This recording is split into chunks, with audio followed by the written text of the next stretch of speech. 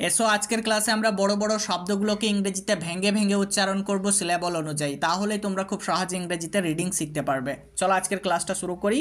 শব্দের প্রথমে যখন এ থাকে বেশিরভাগ ক্ষেত্রে অ্যা সাউন্ড করতে হয়, অ্যা।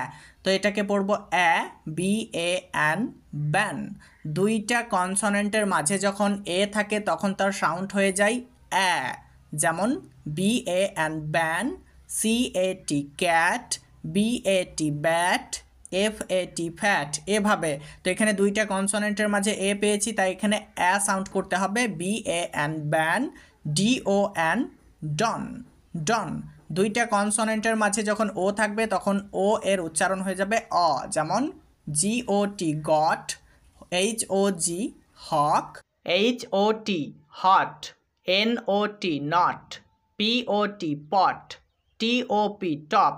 এভাবে যখন আমরা দুইটা কনসোনেন্টের মাঝে ও লেটারটি খুঁজে পাবো তখন ও এর উচ্চারণ হবে অ এর মতো। তো এখানে যেমন পাচ্ছি ডি ও এন ডন, তাহলে হচ্ছে অ্যা বন ডন, মানে ছেড়ে চলে যাওয়া, অ্যাবন্ডন। চলো পরেরটা দেখি। নেক্সট উদাহরণ দেখো, এটা একটু বোঝার বিষয় আছে। এ বি অ্যা, এখানে কিন্তু অ্যা পড়তে হবে, বি আর ই ব্রি পড়তে হবে। একটু খেয়াল করো, আমরা পরপর দুইটা বি পাচ্ছি, তো দুইটা বি এর জন্য কি ব ব উচ্চারণ করব?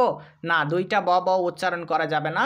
যখন আমরা পরপর দুইটা বর্ণকে একই দেখতে পাবো তখন কিন্তু একটাই সাউন্ড করতে হবে। যেমন বি বি থাকলে ব পড়তে হবে, সি সি থাকলে ক পড়তে হবে, টি টি থাকলে ট পড়তে হবে, ডি ডি থাকলে ড পড়তে হবে, এভাবে। কিন্তু আমরা কখনোই বি বি এর জন্য ব ব উচ্চারণ করব না। তো এখানে ঠিক ওটাই করছি, A B a, B R E bre, V I V, এতে এই, টি আই ও এন সন, সন। যেখানেই টি আই ও এন কে দেখতে পাবে সেখানেই সন উচ্চারণ হবে। তাহলে হবে অ্যা ব্রি ভি এই সন, অ্যাব্রিভিয়েশন, মানে সংক্ষিপ্তকরণ। নেক্সট এ বি অ্যাপ। এবার কিন্তু এ বি এর উচ্চারণ করতে হবে অ্যাপ, কারণ এরপরে আর কোনো বি নেই, সেই জন্য আমরা এ বিকে পড়ব ab, D O do, M E N men, abdomen, abdomen মানে তলপেট। একটু ভালোভাবে লক্ষ্য করো, প্রত্যেকটা সিলেবলে কমপক্ষে একটা করে ভাওয়েল রেখেছি আমি। তো এই জিনিসটা খেয়াল রাখতে হবে, যখন আমরা সিলেবল ভাঙবো কমপক্ষে যেন একটা করে ভাওয়েল থাকে, তবেই কিন্তু সেটাকে আমরা খুব সহজে উচ্চারণ করতে পারবো। চলো আমরা পরের ওয়ার্ডটা দেখি। নেক্সট ওয়ার্ড দেখো আমাদের স্ক্রিনে চলে এসেছে। শব্দের প্রথমেই পাচ্ছি এ, তো এ লেটারের বেশিরভাগ ক্ষেত্রে অ্যা সাউন্ড হয়ে থাকে শব্দের প্রথমে। তো এখানে অ্যা উচ্চারণ করব, B I L bill, I A E T Y T, ability, ability মানে সামর্থ্য বা ক্ষমতা। এবার আমরা পরের ওয়ার্ডটা উচ্চারণ করার আগে একটা নিয়ম শিখে নিই। এ ডট ই, এভাবে যদি কোনো ওয়ার্ড সাজানো থাকে তাহলে সেই এ এর উচ্চারণ হবে এই, এই। তো একটু উদাহরণগুলো আমরা ফলো করব, তাহলে খুব সহজে বুঝতে পারবো। কেক, কেক মানে কেক, মেক মানে তৈরি করা, টেক মানে নেওয়া। প্রত্যেকটা উদাহরণের মধ্যেই দেখো আমরা এই ওয়ার্ড ফরম্যাটটা খুঁজে পাচ্ছি, সেই জন্যই কিন্তু এ লেটারের উচ্চারণ হচ্ছে এই। তো এবার আমরা যে ওয়ার্ডটা উচ্চারণ করব সেটা খুব সহজেই বুঝতে পারবো। চলো ওয়ার্ডটা দেখে নিই। এই যে ওয়ার্ডটা আমরা দেখতে পাচ্ছি, এটা দেখো আমরা প্রথমেই পাচ্ছি এ, তারপরে ডট এর জায়গায় বি এল পাচ্ছি, আর শেষে পাচ্ছি ই। তো এই এ এর উচ্চারণ কি করতে হবে? এই, এই। আর বি এল ই বল, বল, এই বল, এই বল মানে যোগ্যতা। নেক্সট ওয়ার্ড দেখো স্ক্রিনে দেখতে পাচ্ছি, প্রথমেই পাচ্ছি এ লেটারটিকে, সেই জন্য আমরা আবারও অ্যা সাউন্ড করব, a, B O L bol, bol, I S H ish, ish. তো এটার উচ্চারণ হবে অ্যাবলিশ, অ্যাবলিশ মানে বাতিল করা। একটু খেয়াল করো, যেখানে আমরা এস এইচ পাবো সেখানে কিন্তু তালব্য শয়ের উচ্চারণ হবে। ওকে, তো এটা হচ্ছে অ্যাবলিশ মানে বাতিল করা। পরের ওয়ার্ডটা দেখো, আবারও দেখতে পাচ্ছি এ, তো এর উচ্চারণ করব a, B O L bol, I A E T I O N সন।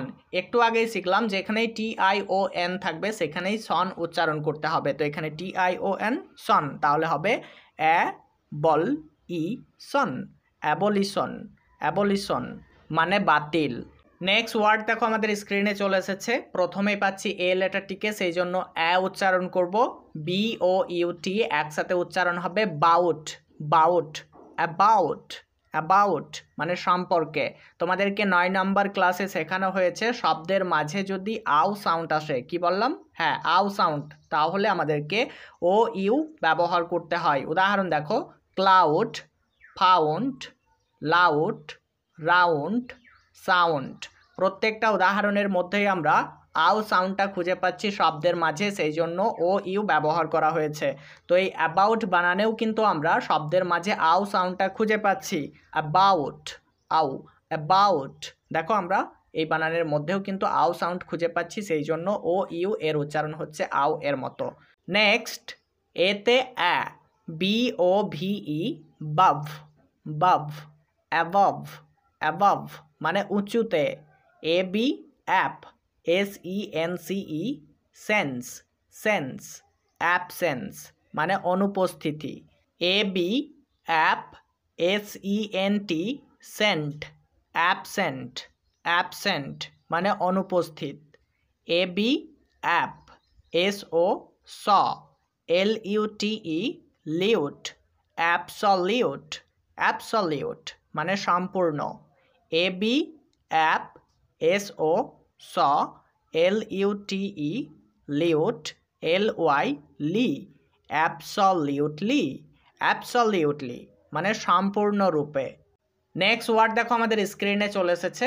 এটা কিন্তু ভালোভাবে বুঝতে হবে, না হলে কিন্তু ভুল উচ্চারণ হয়ে যেতে পারে। এখানে এর সাথে সিকে মিলিয়ে পড়তে হবে এক, এসি, এক। এরপরে যে সিটা পাচ্ছি এই সিকে ই এর সাথে মিলিয়ে পড়তে হবে, তো CENT, সেন্ট হবে। সি এর পরে যখনই ই চলে আসবে তখন সেই সি এর উচ্চারণ হবে দন্ত স। তো এখানে দেখো আমরা এসি এক উচ্চারণ করছি, আর এখানে সিই এর উচ্চারণ করছি দন্ত স। তো এই জিনিসটা খেয়াল করতে হবে, এসি এক, CENT, সেন্ট, অ্যাকসেন্ট মানে উচ্চারণ ভঙ্গি। আরও একটা উদাহরণ দেখো, এসি এক, CEPT, সেপ্ট, অ্যাকসেপ্ট, অ্যাকসেপ্ট মানে গ্রহণ করা। একটু আগেই শেখালাম যদি ডাবল বি থাকে তাহলে আমরা একটাই ব উচ্চারণ করব, ডাবল ডি থাকলে একটাই ড উচ্চারণ করব, কিন্তু ডাবল সি থাকলে আমরা একটাই ক উচ্চারণ করব। তখনই দেখতে হবে 2 নম্বর সি এর পরে কে বসেছে। যদি 2 নম্বর সি এর পরে ই বসে যায় তখন কিন্তু আমাদেরকে একটা সি এর উচ্চারণ করতে হবে ক, আর একটা সি এর উচ্চারণ করতে হবে দন্ত স। তো আমরা সি এর উচ্চারণ কোথায় ক করব একটা উদাহরণ দেখি, তাহলে খুব সহজেই বুঝতে পারবো। দেখো আমাদের স্ক্রিনে যে ওয়ার্ডটা দেখতে পাচ্ছি এটা কিভাবে উচ্চারণ করছি একটু ভালোভাবে লক্ষ্য করো।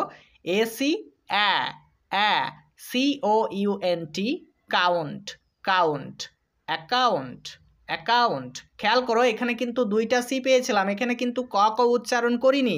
আমরা প্রথম সি এর উচ্চারণ করিনি, দ্বিতীয় সি এর উচ্চারণ করেছি এই জন্যই, কারণ সি এর পরে ও রয়েছে। যখন সি এর পরে ও থাকবে তখন কিন্তু আমাদেরকে সি এর উচ্চারণ ক করতে হবে, আর পিছনে যে সিটা থাকবে সেই সি এর উচ্চারণ করা চলবে না। আবার যদি সি এর পরে আই থাকে তাহলে দুইটা সি এরই উচ্চারণ করতে হবে, খেয়াল রাখতে হবে জিনিসটা। একটা উদাহরণ দেখো খুব সহজেই বুঝতে পারবো। এসি এক, CIC, DENT, dent, accident, accident মানে দুর্ঘটনা। একটু খেয়াল করো এখানে আমরা দুইটা সি পেয়েছি, কিন্তু দুইটা সি এর উচ্চারণ আমরা ক করে ফেলি নাই বা কও করি নাই। আমরা একটা সি এর উচ্চারণ করছি ক, আর একটা সি এর উচ্চারণ করছি দন্ত স। আমরা এর সাথে সিকে মিলিয়ে পড়ছি, আর একবার সি এর সাথে আইকে মিলিয়ে পড়ছি।